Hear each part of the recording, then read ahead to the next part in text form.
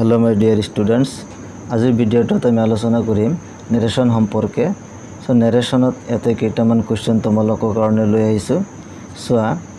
আমি नेरेशन সাধাৰণতে দুই প্ৰকাৰ জানো এটা হল ডাইৰেক্ট নেৰেশন আৰু এটা হল ইনডাইৰেক্ট নেৰেশন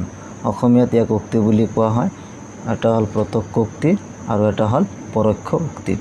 এতিয়া সো নম্বৰ 1ত কি দি আছে Ram says I read in class 10 অৰ্থাৎ এই যেটো বাক্য দি আছে অৰ্থাৎ ঊৰ্ধ্বকমা আৰ ঊৰ্ধ্বকমাৰ বাহিৰত যেটো ভাৰ্ব দিয়া থাকে ইয়াক কি বুলি কোৱা হয় ইয়াক ৰিপোৰ্টিং ভাৰ্ব বুলি কোৱা হয় আৰ ঊৰ্ধ্বকমাৰ ভিতৰত যেটো ভাৰ্ব দিয়া থাকে তা কি বুলি কোৱা হয় ৰিপোৰ্টেড ভাৰ্ব বুলি কোৱা হয় ইয়াতে রিপোর্টেড ভার্বটো হল রিড আর রিপোর্টিং ভার্বটো হল সেজ আর এই গোটেই যেটো বাক্য দিয়া হৈছে এই বাক্যটো কি বুলি কোৱা হয় ৰিপোৰ্টেড স্পিচ বুলি কোৱা হয় এতিয়া সোৱা নেৰেশনৰ নিয়ম অনুসৰি প্ৰথমতে কি কৰিব লাগিব কমা ঊৰ্ধ্বকমা উঠাই দ্যাট বহাব লাগে সো ৰাম সেজ তাৰ পিছত এটা দ্যাট বহাম ৰাম সেজ দ্যাট তাৰ পিছত আইৰ পৰিৱৰ্তে এতে হি বহাম কাৰণ আই কাক বুজাইছে ৰামক বুজাইছে সেইকাৰণে ৰাম প্ৰনাউন হিচাপে কি বহিব হি বহিব so Ram says that he reads I থাকোতে ৰিড কিন্তু হি যেতিয়া থাৰ্ড পাৰসন সিঙ্গুলাৰ হৈ গল সেইকাৰণে মেইন ভাৰ্বৰ লগত কি যোগ দিব লাগিব এটা এস যোগ দিব লাগিব সেইকাৰণে ইয়াতে ৰিডৰ পৰিৱৰ্তে কি হল reads so Ram says that he ৰিডস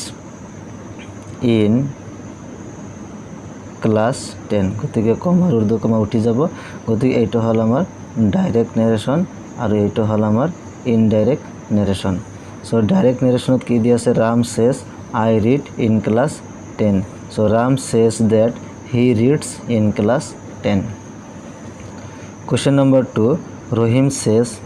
I am ready so আগৰ নিচিনাকৈ এইটো এনসাৰ কৰিম ইয়াতে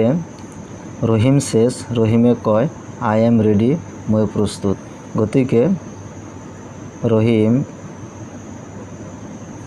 says কমা ঊৰ্ধ্বকমা উঠি that বহিব Rohim says that I অৰ্থাৎ আইৰ পৰিৱৰ্তে ইয়াতে কি বহাব লাগিব হি বহাব লাগিব কাৰণ আই ৰহিমক বুজাইছে গতিকে ইয়া প্ৰোনাউন কি বহিব হি বহিব ৰহিম সেজ দ্যাট হি তাৰ পিছত ইজ এটা বহাব লাগিব বি ভাৰ্ব কাৰণ হিৰ পৰিৱৰ্তে কি বহিব হিৰ পিছত ইজ বহিব সো হি ইজ ৰেডি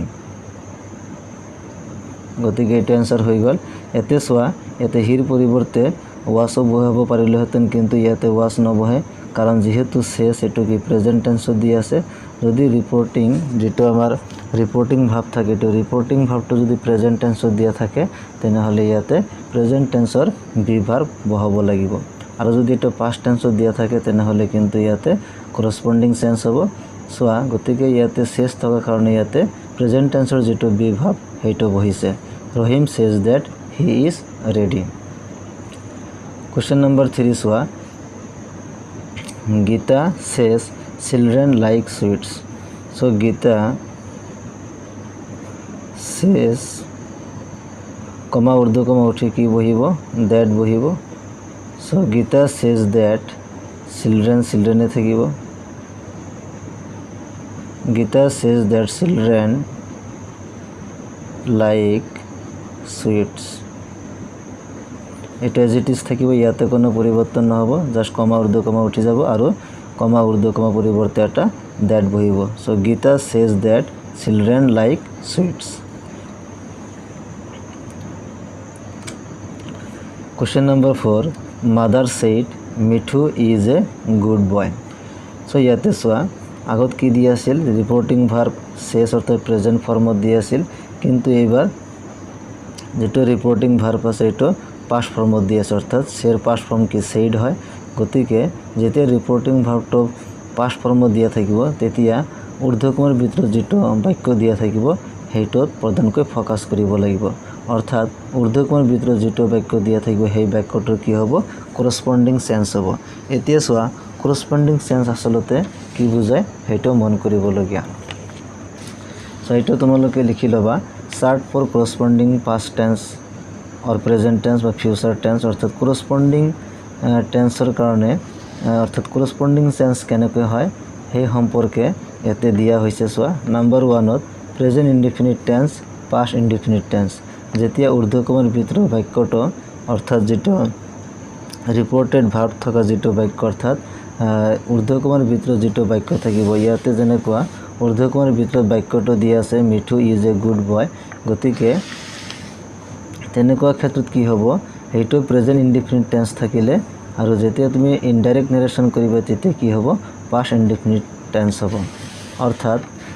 এটো যদি প্ৰেজেন্ট ইনডিফিনিট টেন্স হয় তেনেহলে ইনডাইৰেক্ট নেৰেশ্যনত কি হ'ব এটো পাষ্ট ইনডিফিনিট টেন্সলৈ পৰিৱৰ্তন কৰিব লাগিব তাৰপিছত 2 নম্বৰটো চোৱা যদি ঊৰ্ধ্বকমাৰ ভিতৰত থকা বাক্যটো প্ৰেজেন্ট কন্টিনিউয়াস টেন্সত থাকে তেনেহলে ইনডাইৰেক্ট নেৰেশ্যনত কি কৰিব লাগিব পাষ্ট কন্টিনিউয়াস টেন্সলৈ পৰিৱৰ্তন কৰিব লাগিব আকৌ ঊৰ্ধ্বকমাৰ ভিতৰত থকা বাক্যটো যদি প্ৰেজেন্ট পাৰফেক্ট টেন্সত থাকে তেনেহলে ইনডাইৰেক্ট নেৰেশ্যনত পাষ্ট পাৰফেক্ট টেন্সত পৰিৱৰ্তন কৰিব লাগিব আকৌ ঊৰ্ধ্বকমাৰ ভিতৰত থকা বাক্যটো যদি প্ৰেজেন্ট পাৰফেক্ট কন্টিনিউয়াস টেন্সত থাকে তেনেহলে ইনডাইৰেক্ট নেৰেশ্যনটো কি হ'ব পাষ্ট পাৰফেক্ট কন্টিনিউয়াস টেন্সত নাম্বাৰ 5 পাষ্ট ইনডিফিনিট টেন্স যদি থাকে তেনেহলে পাষ্ট পাৰফেক্ট টেন্স হ'ব আৰু পাষ্ট কন্টিনিউয়াস টেন্স যদি থাকে তেনেহলে কি হ'ব পাষ্ট পাৰফেক্ট কন্টিনিউয়াস টেন্স হ'ব এতিয়া পিছৰখিনি চোৱা future indefinite tense future continuous tense future perfect tense আৰু ফিউচাৰ পাৰফেক্ট কন্টিনিউয়াস টেন্স অৰ্থাৎ ফিউচাৰ টেন্সৰ ক্ষেত্ৰত পৰিৱৰ্তনটো মনোযোগ দিয়া এইবোৰ পৰিৱৰ্তিত হৈ ফিউচাৰ ইন দা পাষ্ট হ'ব অৰ্থাৎ future indefinite tense continuous perfect বা পাৰফেক্ট কন্টিনিউয়াস আদিটোতে কি হ'ব ফিউচাৰ ইন দা পাষ্ট হ'ব ফিউচাৰ ইন দা পাষ্ট মানে যদি সেল থাকে সেলৰ পৰিৱৰ্তে কি হ'ব শুড হ'ব আৰু যদি উইল থাকে উইলৰ পৰিৱৰ্তে কি হ'ব উড হ'ব সৈতে লিখা আছে এইবোৰ পৰিৱৰ্তিত হৈ ফিউচাৰ ইন দা পাষ্ট হ'ব অৰ্থাৎ সেল আৰু উইলৰ পৰিৱৰ্তিত হৈ যথাক্ৰমে শুড আৰু উড হ'ব অৰ্থাৎ সেল যদি থাকে তেনেহলে ইনডাইৰেক্ট নেৰেশ্যনত সেলৰ পৰিৱৰ্তে কি হ'ব লাগিব শুড বহাব লাগিব আৰু উইলৰ পৰিৱৰ্তে কি বহাব লাগিব উড বহাব লাগিব এটো কোনটো ক্ষেত্ৰত হ'ব যেতিয়া ৰিপৰ্টিং ভাৰ্বটো যেতিয়া পাষ্ট ফৰ্মত থাকে অৰ্থাৎ ঊৰ্ধ্বকমাৰ বাহিৰত চোৱা যেতিয়া ঊৰ্ধ্বকমাৰ বাহিৰত যেটো সেইট আছে ভাৰ্ব অৰ্থাৎ ৰিপৰ্টিং ভাৰ্ব এটো কিহত দি আছে পাষ্ট টেন্সত দি আছে সেই কাৰণে ঊৰ্ধ্বকমাৰ ভিতৰত থকা বাক্যটো কি কৰসপন্ডিং টেন্স হ'ব অৰ্থাৎ প্ৰেজেন্ট ইনডিফিনিট থাকিলে past indefinite tense present continuous থাকিলে past continuous tense present perfect থাকিলে পাষ্ট পাৰফেক্ট কন্টিনিউয়াস টেন্স এনেকৈ পৰিৱৰ্তন হ'ব চোৱা সেই নিয়ম অনুসৰি চোৱা তেনেহলে কি দিব লাগিব তে মাদাৰ সেইট তাৰপিছত দ্যাট এটা কমন থাকিবই মাদাৰ সেইট দ্যাট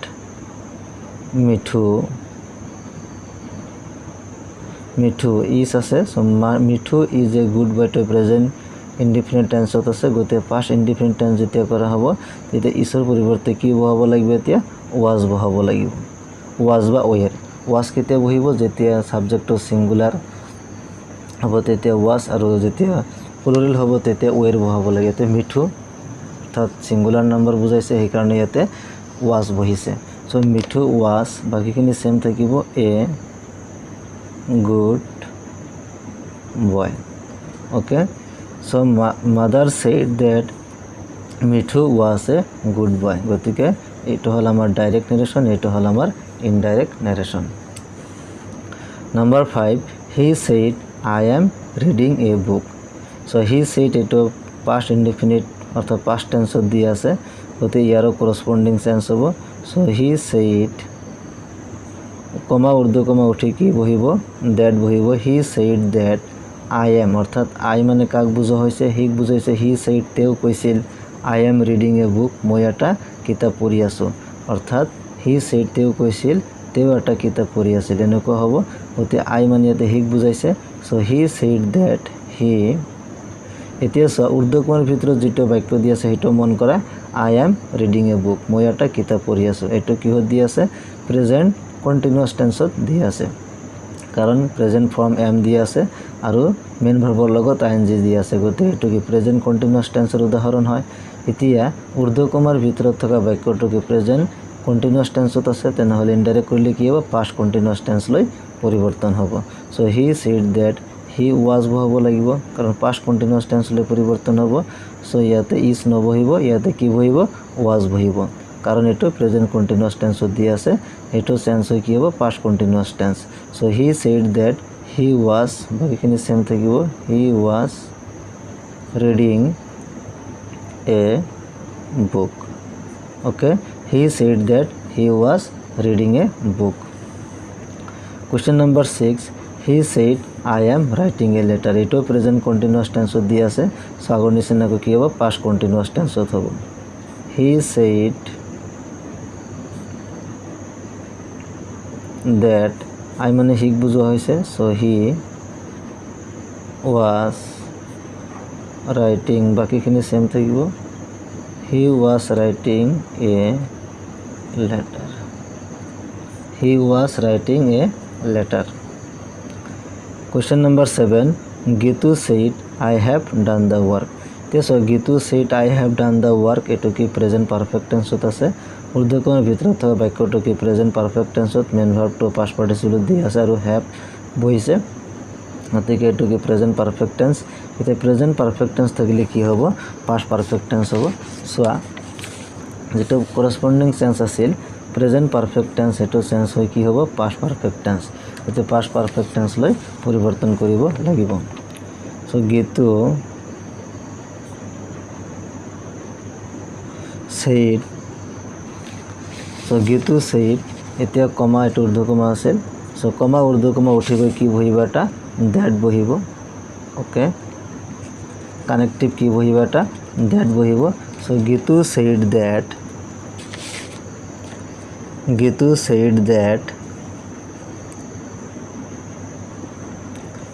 তাৰপিছত I আছে I have done the work এতিয়া I মানে গীতুক বুজাইছে আৰু Geetu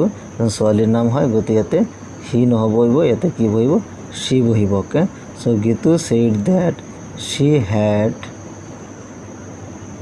had done the work she had done the work so eto past perfect tense ot gotike ete has ba have ebilak nobhibe ki bohibo had bohibo karon past perfect tense or subject ki bohabo lage had bohabo lage aru past participle te ete diai thakibo Gitu said that she had done the work eto direct narration eto hol amar indirect narration প্রত্যক্ষ উক্তি আৰু পরোক্ষ উক্তি question number 8 Nitu said I have seen the picture এটো কি দি আছে present perfect tense দি আছে তেনেহলে কি হলে পরিবর্তন হবে পাস্ট পারফেক্ট টেন্স লৈ পরিবর্তন হবে সো Nitu